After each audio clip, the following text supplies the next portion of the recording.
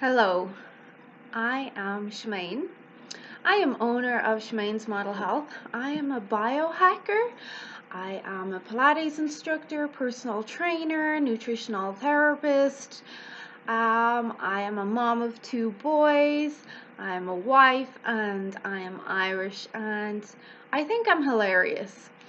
But um, I wanted to add in my own video into the motivational tabs to not only introduce myself but to give people a bit of a background on me and my story. And I've told this story many times, and sometimes it just gets lost in conversation because it feels so repetitive over the years, but we'll give it a go again. So I started my health journey about 13 years ago when I would have been at my heaviest weight, which was 265 pounds or so, I believe. Um, and then I lost 150 pounds with Weight Watchers. And then I gained about 45 pounds of muscle. And in between all that, I did my studies and I had my kids and I immigrated from Ireland to Canada, which is my home now. And what got me started was many moons ago. I suppose I've always had an issue with my weight. And when I reflect on it, my whole family has, both sides of the family. There's definitely a genetic predisposition there to obesity and many diseases. And I suppose I would say I was unhappy a lot as a teenager. I mean, I thought I was happy, but when I reflect back on it, and I have reflected a lot over the last 13 years, I wasn't happy. I did a lot of binge eating. I took a lot of what people said to me to heart, even though people thought I was hard. Um, when people would insult me over my weight, it would really get to me. And then I would binge eat and I would cry, and it would really hurt a lot. Even I remember my family saying the worst things to me, even those who I thought would never be mean to me or hurt me, say some terrible things to me. There was a nickname that my brother and my dad used to call me, and that was Fat Girl. That was my nickname, Fat Girl. And there was actually a song done by The Smiths about 20 years ago. I believe it was called Fat Girl as well. Anyway, they used to play that and sing it to me. So, I mean, they were nice, weren't they? But it hurt. It did hurt. Now it doesn't hurt. It's water off a duck's back now, but at the time it really hurt a lot. Like, I would keep a face on in front of them, but behind closed doors it really got to me. I cried a lot. And then I had my first child, and I think my sister saw something was up with me, that I was not happy in myself, that I was upset.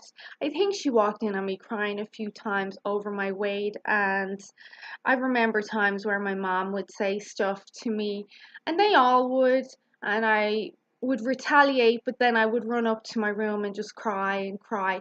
And I didn't know anything about weight or health at that age. I was still young. I was still a teenager. I didn't know anything.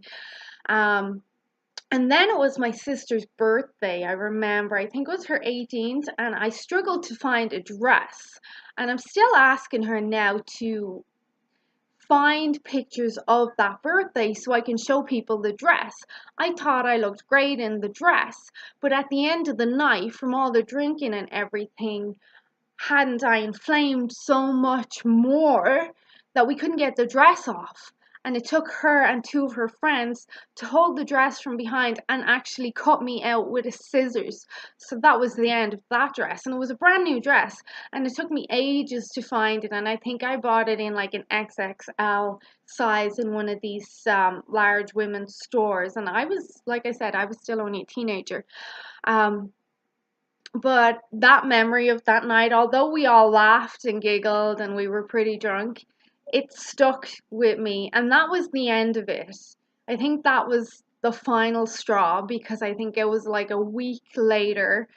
Marlene, my sister, and her friend asked me to come to Weight Watchers with them, that they were going to join it. So I, I went along, and what the heck, I had a new baby at this stage, and I was a single mom, and I was still living in my parents.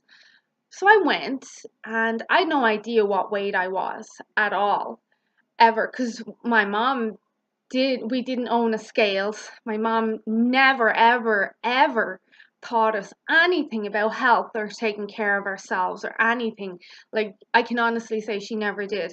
And so I got weighed first night at Weight Watchers, and the lady told me how much I weighed. So Ireland, the metric system, I was just over 18 stone, I think, if I recall. This was a long time ago. It was like 13 years ago.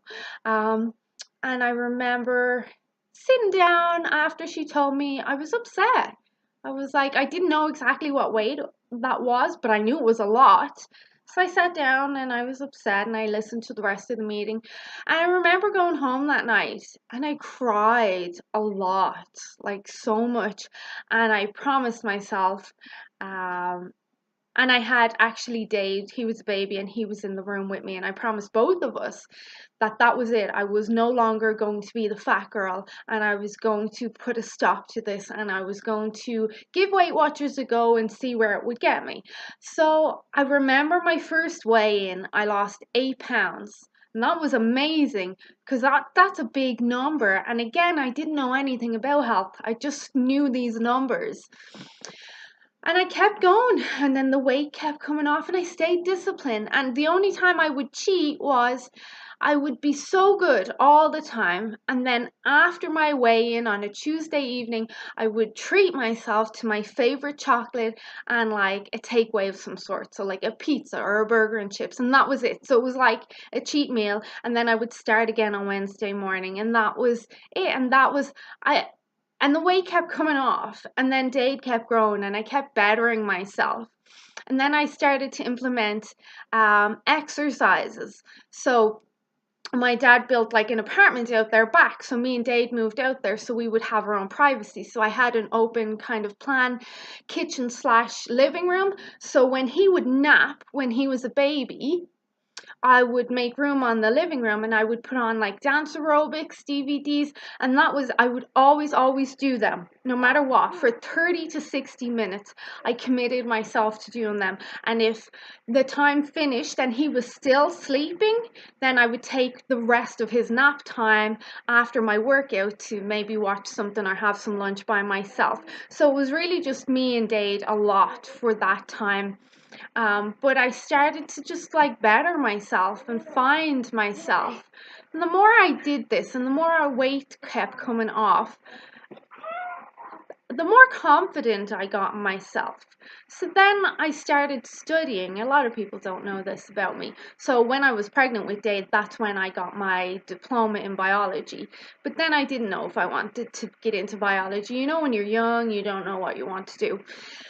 Then when Dade, I think, was about 2, every night when he would go asleep, I signed myself up for a business bookkeeping and accounts course. So every night that he would go asleep, I would do that. And I'd study, and I completed all the exams, and I got my diploma in that. So I felt like awesome. So I was like, high five. I was slowly bettering myself and finding myself. Then I didn't want to get into business. I realized I liked fitness and health a lot more. So I can't even tell you. I must have stumbled across it somewhere on the internet, because at one stage I got a job and I built up enough money that I was able to buy myself a laptop. And all of a sudden I find myself studying, what was it? With the NCEF, exercise and health fitness. So I would leave the house at 7 a.m. every morning, and I would drive out to Dublin Airport. Out by Dublin Airport was the National Sports Centre of Dublin, and I would study there with the University of Limerick. They were based there, their Dublin people were based there in the sports centre, and I studied that And then I got my certificate in that, and I was like, I'm pretty good at this. Maybe I can make some money at this. So then I kind of expanded and decided I want to be a personal trainer. So I went and I got my degree in personal training with the University of Limerick. Again, Dade was still a baby, so I'd get up the crack of dawn and I'd go off, and then I'd come home and I'd do my workout in the evening. It was just really me and him, and it was a time of me finding myself, because deep down I had this scar, and I think I still have it. I had this scar tissue of the feeling of crying and being alone by myself all the time, while everyone judged me and everyone looked at me and called me fat girl and called me ugly and said I was a loser because I had a baby so young and I was never going to amount to nothing. And they call me ugly, and they called me like the worst names. And I still had the scars and the pain of that inside me. Not so much now, but I think it's always going to be there. And that was a fire inside me, and I held on to that feeling so tight. And I was like, fuck all you people. I'm going to prove you wrong. I know what I can be. I know what I'm capable of. So then I went on and I studied pre and postnatal exercise. I studied Bozu. I'm qualified to teach Bozu classes. I just don't do it. Then I went and I got certified in Bakwa. I loved Bakwa. It's so strange. It's an African style fitness class where you dance the alphabet and throw in boxing moves at the same time. It's awesome. But I don't teach that either. So I'm actually qualified in a lot of stuff. And then I decided I needed to spread my wings and found myself in Dade, a little apartment in the south of Dublin, and it was lovely. It was like our first home that was just ours. And I was working and then driving Dade to school, and I was also teaching part-time in the evening. I was doing boot camps and I was doing personal training, and I was still going to Weight Watchers. And then as the years went by, I met my husband, and then got pregnant with Roman. Roman was a blessing. We had a couple of miscarriages, and then we were blessed with Roman. So I really, at that stage, I was at my goal weight and I was quite healthy, and that was a long time. I got to my goal weight a year and a half into Weight Watchers. So by the time Roman came along, I had well maintained my weight, and health was a new lifestyle, but I was still learning, and I was nowhere near to where I am now. But I was adamant that I was going to have a healthy pregnancy and I was not going to rebound on my weight. That was my fear. I wanted him so bad, but I didn't want to go back down this road. I had this fear.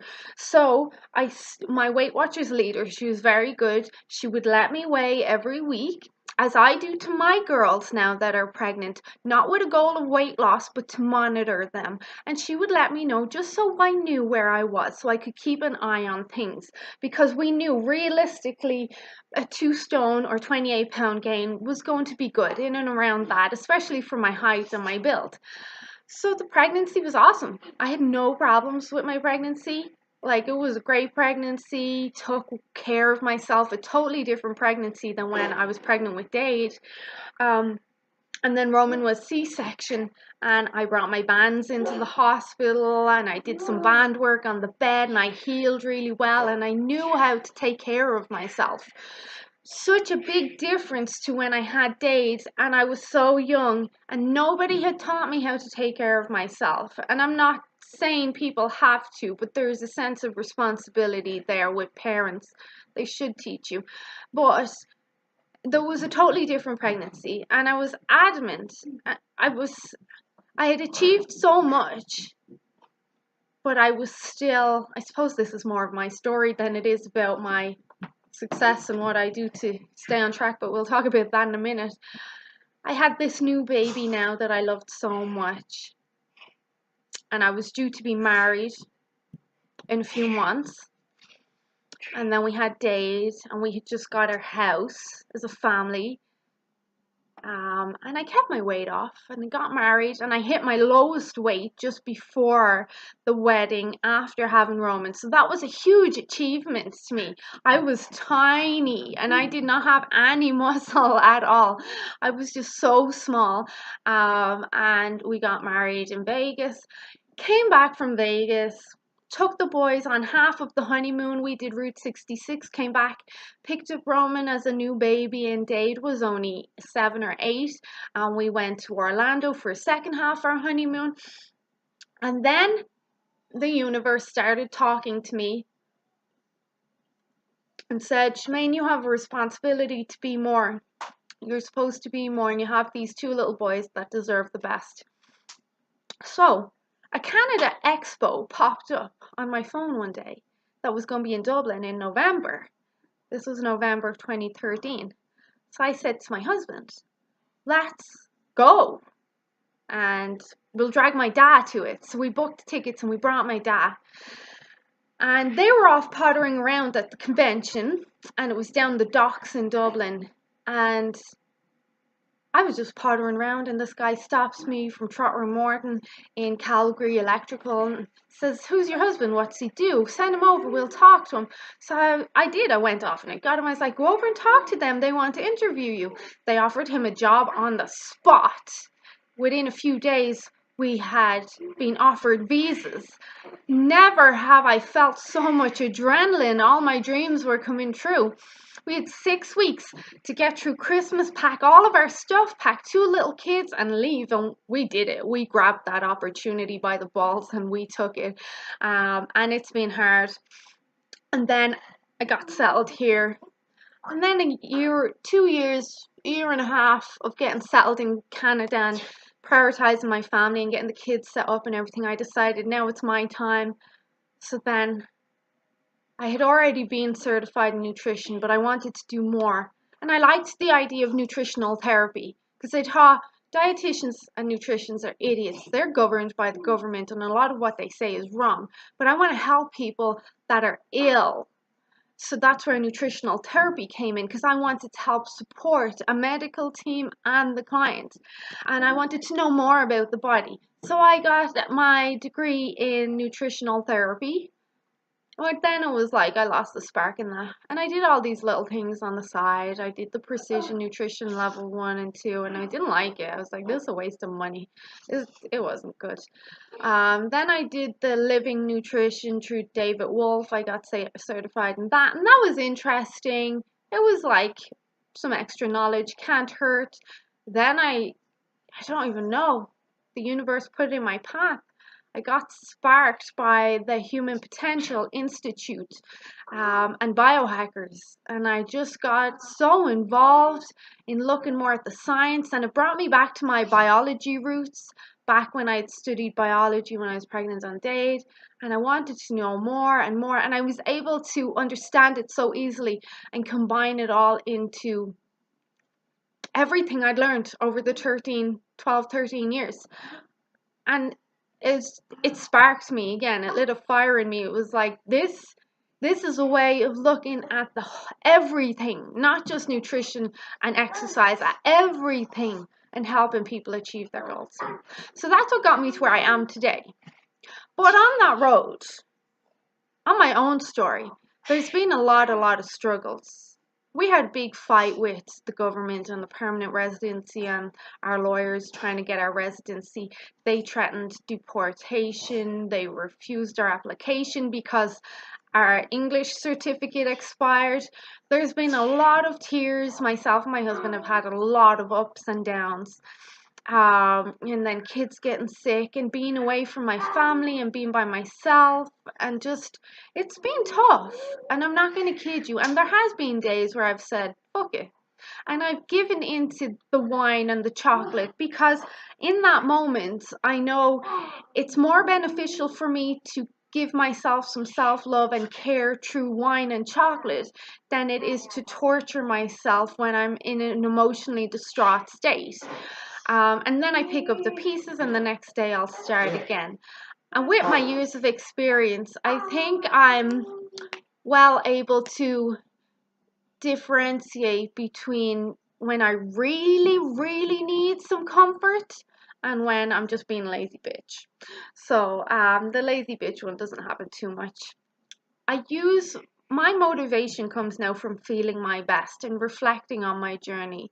I don't think I'll ever go back because it was such a dark time, and I know so much more now, and I want to be so much more. That motivates me. I believe I have potential to be more and to help people. I believe that I was given this gift to help, to make a difference in people's lives so that they don't have to feel how I felt, so that they don't have to cry alone and think there's no answers, there's no help, because I'm here, I'll help. I'll help you through it. And then when I feel down, I take that time to myself. I'll log off for a while. I'll go for a walk. I'll recenter myself. I'll think, what do I need? Okay, let's just get the kids to bed and I'll have a hot bath. And do you know what? Tonight I'm not going to study. I'm just going to watch Netflix or something. And I'll take care of myself. And I think that's key words. And I've said it a lot now that I reflect on when I first started my journey. No one taught me how to take care of myself when I was younger. I had to learn that all for myself. And now I encourage my women and my clients and even my men that I work with how to take care of themselves, because you only have one body and you've only got one life. And you have all this potential and this opportunity, and I want you to make the best out of it and have the best life ever, because you deserve it. And when you feel down, if you need a kick in the ass, message me. I'll gladly give you a kick in the ass. But remember, you're not the only one that struggles. We all struggle. We all have those days where we just want to keep the curtains closed and hide and watch Netflix in bed. Then we remember our goals, and we remember, what good is it to sit around and waste this precious time when I only have a certain amount of precious time? So why not make the best use of that and the best use of the one body you have and feel as good as you can feel?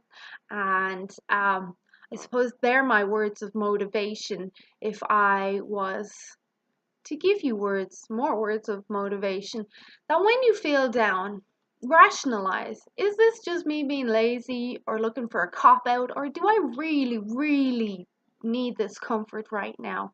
Am I really in a state where I need to take a bit of time to myself?